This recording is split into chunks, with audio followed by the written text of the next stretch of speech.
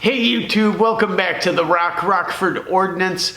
Today is a follow-up video on one we recently did on our 590 Mossberg retrograde.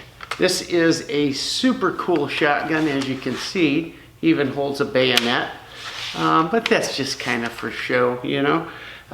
It's supposed to be modeled after some of the trench guns from World War II. Other than that, it's just a plain old pump action shotgun. Probably has one of the best reputations for quality, reliability, overall durability of any shotgun on the market, right? Why is that? Because our military uses the 590A1. Essentially, same receiver, same everything, except 590, or this is just a plain 590, so it has the polymer trigger guard and trigger and the polymer safety.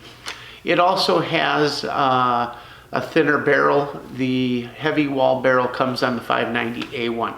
Other than that, same mechanisms, same operation, everything's the same.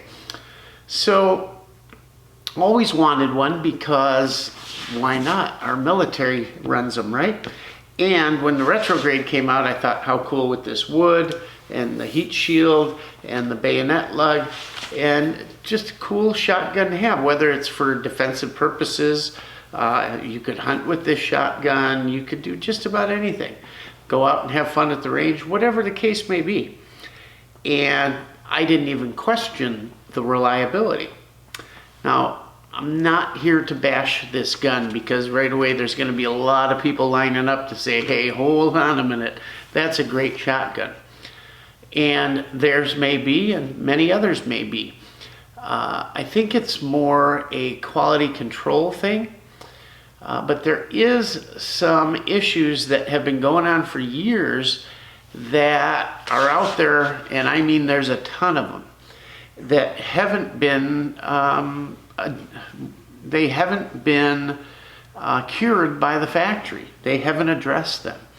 And I didn't know anything about them. I just, like most people, thought this is a bulletproof shotgun. Nothing goes wrong with it. The Marines run it, the Army runs it. It's the only one that passed their test through a bazillion rounds and all of that. And what could go wrong? It's a pump action shotgun, right? Well, I gave you a little unboxing, and then we took it to the range. And we were just gonna do, you know, a little shooting. I was gonna run some birdshot through it, put some slugs through it, and some buckshot and whatnot, and have fun. And you'll see a little bit of that here. Why don't we go to the range here for a little bit, and we'll show you a few, and then we'll come right back, okay? Hey guys, Chris at The Rock. We are back and we have something cool. We brought you a video on it the other day, just a benchtop unboxing review.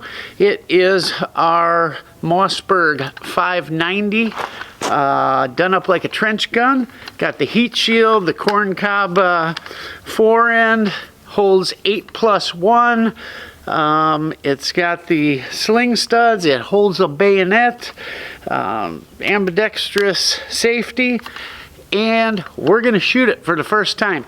We're going to run some birdshot through it first and see how she does. There's one in the chamber, and we'll put the safety on, and let's see how many she takes. 1, 2, actually that's 3, right, with one in the chamber. 4,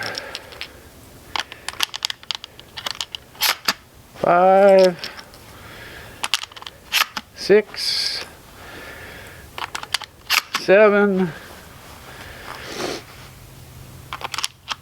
8, and 9. I think these are just 7.5, pretty much trap loads.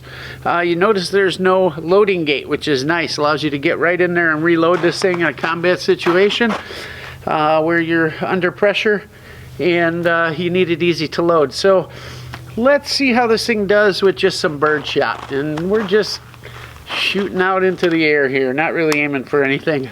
Let's see how it does.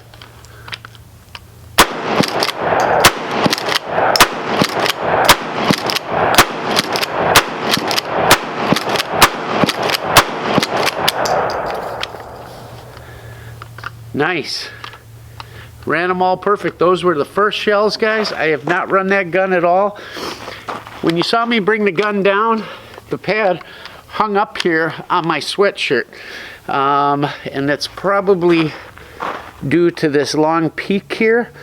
We'll probably round that off with a sander, kind of angle it down so it doesn't hang up. It's 13 3/4 inch length of pull. If you can see, that's a little long. I can barely get the tip of my finger on there. Probably want it more around 13 1/4 or so. But hey, it's a combat trench shotgun, or made to look like one. All right, so you got to see it run a little bird shot there, and frankly, it ran it well. Little stiff maybe because it's new, but nothing bad. It all ran great.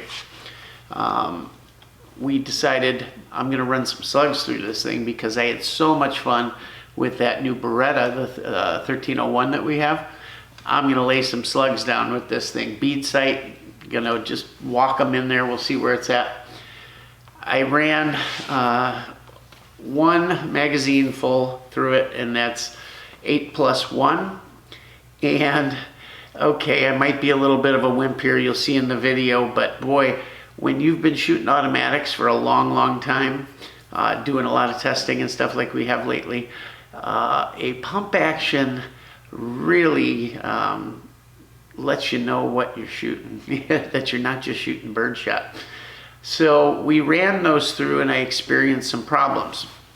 And at the time I thought, well, just the way we were shooting, you'll see here in a second, I thought maybe we can chalk it up to that. Maybe because of what you're gonna see, maybe that was doing it.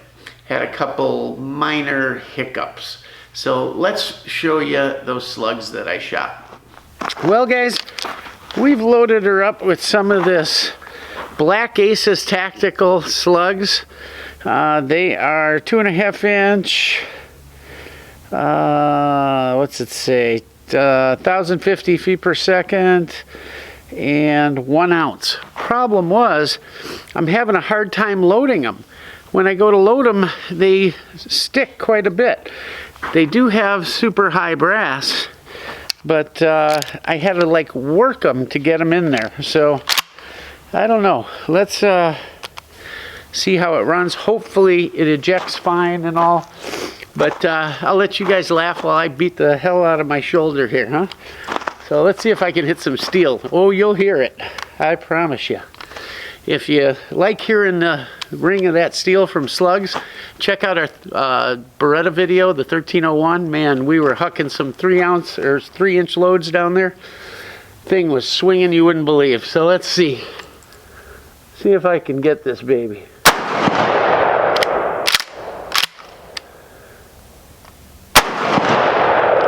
High. Just right.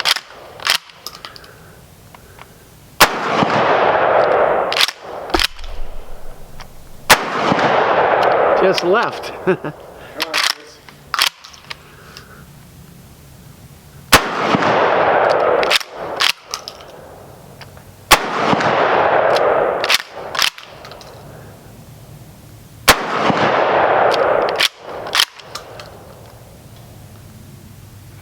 That's it.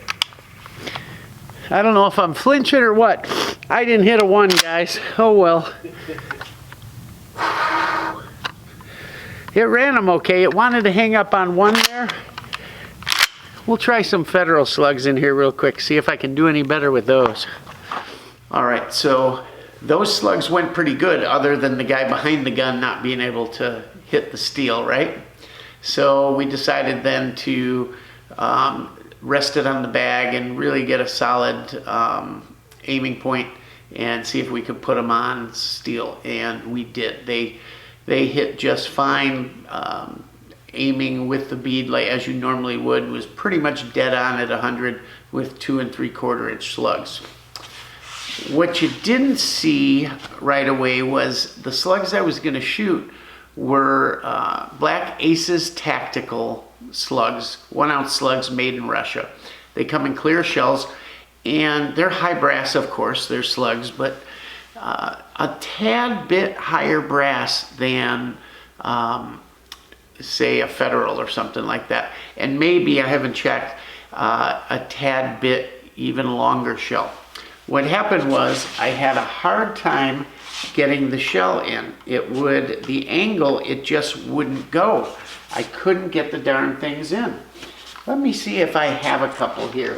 Here's a couple of those Black Aces slugs. And like I said, just a 1 ounce slug, high brass or steel, not quite sure. They're nickel plated at best, and at worst they're steel.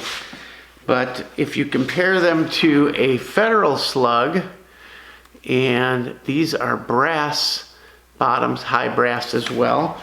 Let me see how many ounces. They're both 2 3/4, of course. I think they're 1 ounce a piece. Either way, when I compare them back and forth, they're almost exactly the same height. The Black Aces are a tiny bit shorter, actually. However, when we compare the brass, there's a big difference, right? Can you see the difference there? It's at least 1/4, maybe 3/8 inch longer on the brass. So there was a very hard time loading them. I didn't show it on camera because it was such a pain. And I thought, hey, for the first go around, I don't really want to show this, so that I talk about it later. And maybe I can reproduce it here. Okay, so they went in okay there. Yeah, they seem to be going in just fine now. Let's cycle those out.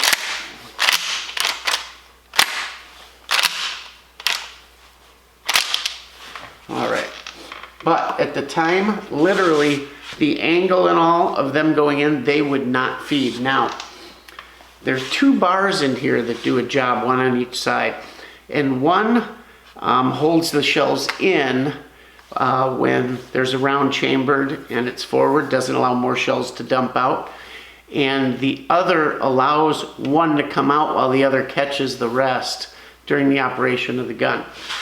And in researching the problems I had, it all seems to come back to those. Now, if you do a quick search on the internet, what you're going to find is guys complaining about either a shell not coming out of the magazine onto the lifter when they go to load it, or loading a shell and then either just while standing there or while shooting, the rest of them dump right out the bottom from the magazine. And when you find these problems, you'll have other guys chiming in. It's, hey, same thing with mine. Hey, mine does that too. Hey, mine does it, but it does this. And oh, hey, I got one too that does that.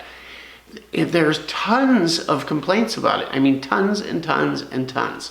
It started years ago. Problem is, you still have people complaining about it. Now, early on, they were trying all kinds of stuff. Guys were saying, what was the one big one? Buff the bolt, maybe it was. Polish it. All kinds of stuff, right? And some it seemed to help. Others it didn't. Finally, I found a guy that seemed like he had the answer, and what it was those 2 arms. And I got a feeling either they are, they're stamp pieces, first of all, so things can go awry in stamping, right? And the one has a little hook at the end of it, and it seemed to this gentleman that hook was just a hair too long. And the problem is, let's say you want to file it down a little. If you go too far, just a hair too far, now your shells are going to dump out. So it's got to be perfect, right? I think it also has to do with when the guns are new, this edge in here going into the magazine is really sharp. I mentioned it in the video loading it, or I'm not sure if that got on tape, but I mentioned that, God, I felt like it was going to cut my thumb. I mean, they were that sharp. Maybe I mentioned it in a prior video. Anyhow, whatever it is, the problems that I had come up, we'll show you here. We're on the bag, and I'll set it up a little bit. We're on the bag, and every time I shoot it from recoil, after the shot goes off, recoil happens. I go to put the next shell in there, and what's happened from recoil, because it was on the bag, is the gun is all the way back like this, like it's almost ejected it. All that's left to do is that, and pop the shell up, because of how it was on the bag there. I complain about it hurting. It's just the level I was at on that shooting table. Instead of having the gun in the pocket here, it was way up high here, and it was really hitting me in the shoulder bone blade there. So that's what I was complaining about, and it gives you a good kick. And because of that too is how the recoil was coming back and kind of shucking this back almost all the way. So when the problem occurs, I kind of blame it on that, hey, the shotgun must be doing something out of the ordinary because of how I'm operating it. So let's show you what happened here, and you'll see it's on the last round, I believe. All right, rather than try and show off to you guys and huck a bunch of slugs in there, right, like it's nobody's business, you know, I figure we'll shoot off our Cross-Tech bag here and see how we can do. See, these load better, right? Those other ones were a big pain. Got a friend of mine here, we call him the Scrod Lip, but he's here helping out today. He just got over a major surgery. Almost lost him, but he's too ugly to go away, so we got him. They gave him a new pig valve, but he's here with us, thank God. I'm only kidding about that, but let's see what we can do, huh guys? Let us see.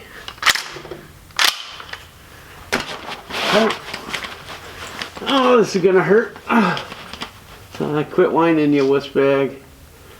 Let's see. Oh, Jesus Christ. That thing it hurt because it's hitting up high. I'm going to shoot this way, get this thing up a little higher. Or lower, rather. I don't even know where that one went. Did you see it? Went high. Did it really? Oh, it went high, yeah. Nice. Pudding. Attaboy. I was aiming down at the base. Oh, it brought itself back. Did you see that?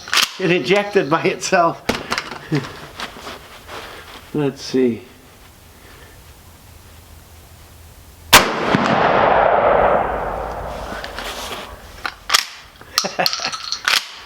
Where'd it go? I didn't see that one. I didn't either. I think it hit low. Didn't hit. There you go. That hit low too. That skipped her up. Yeah. Did it really? Or are you just seeing the lead maybe spray down? No. It skipped up into the target? No, the other one. Yeah, it seemed like it did, yeah. Well, let's see. There you go. That's dead on, see? Okay, well it's hitting dead on then. God, this thing hits so damn hard. Nice, man. I got too used to those automatics. Ow. Wow.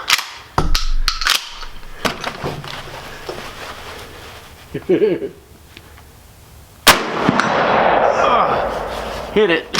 Nice. See what I do for you guys? Holy Christ. Wait till I show you the bruises.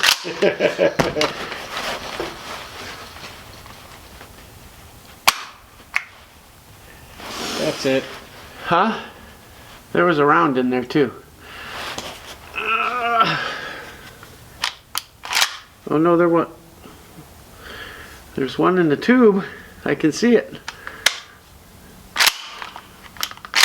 There it is. There you go. This gun's doing weird stuff. I don't know. Funny for a Mossberg, I don't know.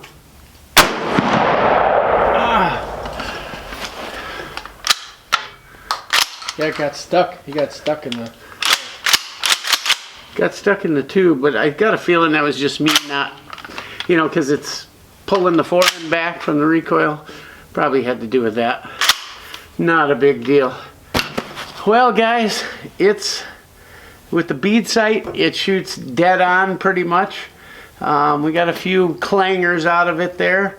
That is enough for one day from me. If you want more video from this, we'll have to find an assistant. I'm just kidding you guys. It does hit though. If you get used to automatics, which is pretty much all we've been shooting slugs out of, man, you shoot this thing and it's like direct blowback. But it is fun. 7-pound gun, pretty light, fun to handle. Yeah, it's cool. I didn't bring the bayonet, but we'll go back to the shop, talk a little bit about this. You'll see the bayonet, and we'll go from there. See you back at the shop.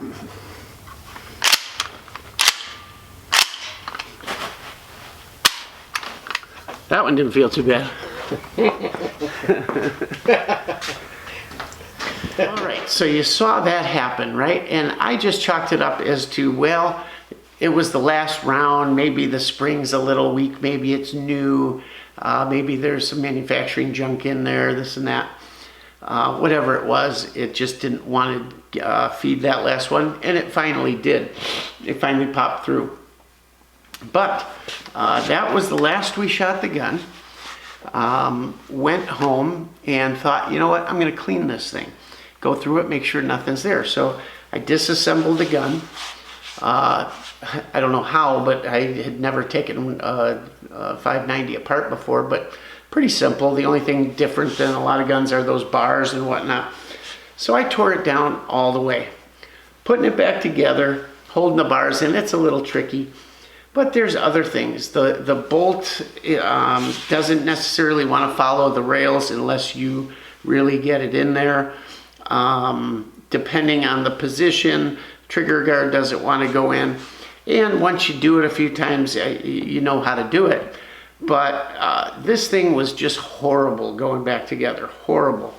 And not really because I wasn't doing anything wrong. I had everything lined up fine, all of that. It just didn't fit. A lot of it maybe is this polymer trigger guard. I don't know, what have you. Anyways, all cleaned up, all oiled up. And I decided, you know, I'm going to run all different brands through this thing. Didn't take it back out to the range, but I was experimenting here. I've got Federal, I've got Black Aces Tactical, I've got some Remington Birdshot, I've got some what are these? I forget the name. Kemen. These are popular at a lot of trap clubs. They're just trap loads, 7.5 shot. I've shot thousands and thousands and thousands of these shooting trap. I got some Winchester AA's, on and on and on. And what I found is it might not be so much the gun in some cases. What I found is anything with these, you know, they're making some of the cheaper shells today with these aluminum or steel bases. I think these are aluminum. And I'm loading them in. First of all, I tried snap caps, right? Gonna do snap caps. Well, the edges of these are rather sharp and thin. There's not a lot of weight behind them. These jam up immediately. Do not run those in there. They're very hard to get out once they jam in there. I switched over to these and it would run some through and all of a sudden it would hang up. And no matter how many times I operated the action, it would not throw this onto the loader out of the tube. It wouldn't come. It was hung up in there. The arms seemed to be clearing everything. So when I did finally get it out, and it was a chore, I started looking, and some of these were good, and others, like this one, I believe, had kind of a smashed edge and a sharp area on it right here. And every single time this shell would hang up. If I would turn it to where that sharp edge was up and down, not where those arms grabbed it, it might run, but usually it hung up. And the other ones would go fine. I'm going to show you that real quick here, and we'll cycle them through. You'll also find that the aluminum don't want to load as easy, and if you're not, you know, giving it a good shove, they'll hang up on the arm there. So I'm just gonna, I don't know, I'll put 5 or 6 in here, whatever the case may be. Good enough. Gun's unsafe, and we're just gonna run them through. Okay, it went through. Chamber, out. Oh, see? Look, hanging up. Nothing, won't come out. Oh, there it went. So they still hung up. It hung up twice there. Okay, one popped out. Another one popped out. Another one popped out. And we're clear. Oh, no, there's one hung up in there. It's another thing, you gotta make sure you clear this. There, now it finally popped out. See, it was in there. You've gotta be really careful, guys. You may shuck this thing 10 times and think it's empty, and there's one in there, and somebody grabs it later and wants to check it out, throws it up, and there's a live round in there. That's what you saw at the range there. I thought it was empty, and I went, oh, I looked. Always physically look. Make sure that the chamber's empty, make sure that mag is empty as well. That's those aluminum shells. These Remingtons are ancient. Matter of fact, there's even corrosion. I think these are steel because there's actually rust on them. But these actually ran okay. Why is this gun? I don't know. Partially why I'm not too happy with this. Let's run a few of these through there. These are just ancient old Remington shells I had laying around. And you could say, well, you should use these, or those are cheap shells. Guys, a pump shotgun should run any damn thing you put through it. Anything. If it doesn't, you better find one that does. I've had good luck with these Remingtons.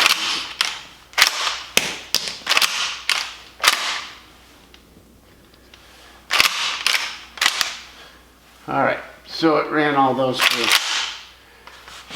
Now, these Kemmins are brass. We're going to run these through real quick. And I haven't had one single failure with these. They feed easily. You may not know the brand, but they're pretty high quality shell. Like I said, I've shot thousands of them, and I've never had an issue with one of them. Again, guns unsafe, everything. So, okay, there we go. First one, fine. And the next one kicked in. Boy, I'm not doing too well catching these. I used to be able to do this like nobody's business. Same with a double barrel too. I'd catch them both coming out.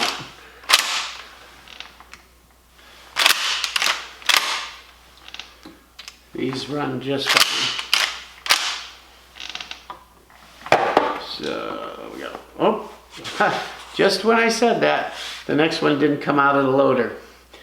And it looks like it's maybe hung up on that arm there. Let me get the flashlight here and look real quick. If it's easy enough to see, I'll show you guys. Yeah, it's hung up on the tip of that arm. Oh, there it just popped in, see? I rolled the gun in a little bit and it popped in. Do we have another one? No, we're clear. So, I think it's more than the shells now that I see that. And the more I test, the more issues I have. Taking it apart, the fit and finish on this thing is for crap. It really is. It's I'll bet you today's 870s, which are supposed to not be much, are probably better. I don't know. Wow. It's the further I get into this thing, the more upsetting it is. I guess I'll have to mess with those arms and see if I can take a little bit off or what. But yeah, we're going to take it out to the range. I may take it out and run a whole bunch of different shells through it, live fire and everything, before I touch it. Or I may just get fed up and do a little file work and then go out and shoot it. I don't know which, but you'll get a follow-up video on it. Anyhow, boy, and this is reported not only on the 590s, but the 590A1s as well. And some guys are saying, yeah, I wonder how it made its way through the Army testing. Was it cherry-picked? Was it put together better? I wonder if the guys in service are seeing this, or maybe they use one specific round and it runs well. I don't know. Maybe they get worn in after time. Maybe they get problems at first and just they get used so much. Who knows? But I would not defend my home with this. Not a chance. Because out of a couple handfuls of shells here, from Winchesters, Remingtons, Kemmons, Black Aces, Tactical, Federal, you name it, I've had them all hang up. Not good. Pain in the ass to take down, pain in the ass to put together. I'm not saying it's hard, it's just a pain. Yeah, I don't know. Nobody's answered a question for me on this, but this bead is drilled all the way through the barrel. I've never had a bead drilled all the way through the barrel on any of my 870s or any other gun I can imagine. I'm going to go look on a couple other guns and see, maybe I've missed it over the years. I don't know, but I've never seen one drilled all the way through into the bore. Yeah, I don't know, guys. Maybe it's growing pains. I'll tell you what, my 870 Wingmaster, that sucker works from shell 1 to shell 30,000. I don't know. It's just upsetting. Again, another gun. It seems like I'm on a run with these lately, from my Kimber Micro 9 to this. I'm getting a lot of stuff that either I have to work on or plain old should go back. It's just not a good firearm. And I know this is going to upset a lot of people, and I'm going to get a lot of people coming back saying, no, you're crazy. You don't know what you're doing. You don't know how to work on the gun. You're running this shell or that shell. And I'm just going to tell you, as my regular viewers know, I know my way around a gun and gunsmithing. I know my way around shells. I really know my way around shotguns. And this, I seem to remember having a field grade of one of these years and years ago in my 20s. And I think I junked that thing. I think I got so mad at that one, I threw it back in the trunk and it never came out again. As a matter of fact, I don't even know what I did with those guns. Bought two of them on sale cheap, now that I remember it. They had yeah, that's exactly what they were. And I don't know. You would think with how highly regarded and highly touted these guns are that they would run like nobody's business. Doesn't get more simple than a pump action shotgun. Just thought I'd bring this to you guys. I know you guys were hoping to see a good review and all, but hey, I gotta tell you like it is. I never thought that one of these would have problems with how many there are out there. I thought this would be a no-brainer. I don't know. The bluing on this thing too, it's showing all kinds of marks and different stuff. Just all the way around, it's made cheaply for what it is, I think. I don't know. A lot of it might be able to be fixed if Mossberg got their act together. Who knows? Maybe they lost a lot of people through COVID and there's replacement people working and they're running into some issues. But search the internet, guys. You'll find the problems. They're everywhere on every forum. It's unbelievable how many. I was shocked, absolutely shocked. Because if you're like me, you've only heard one good thing, and that's what a great shotgun.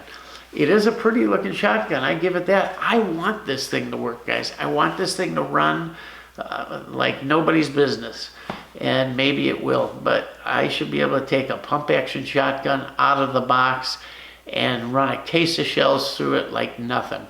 And unfortunately, I just can't do that with this. So thought I'd bring you that. I will get this out to the range and see if we can't make it better, and see if we can't make it reliable. So stay tuned. Thanks for tuning in, guys. As always, check out our live streams on Tuesday nights. We do them at 8 o'clock Central. They're a ton of fun. We talk about what you want to talk about. We've always got a little subject matter, but then we end up taking your questions and all. It's a lot of fun in the chat, so come on by and check it out. Other than that, guys, support the Second Amendment. Be outspoken about it.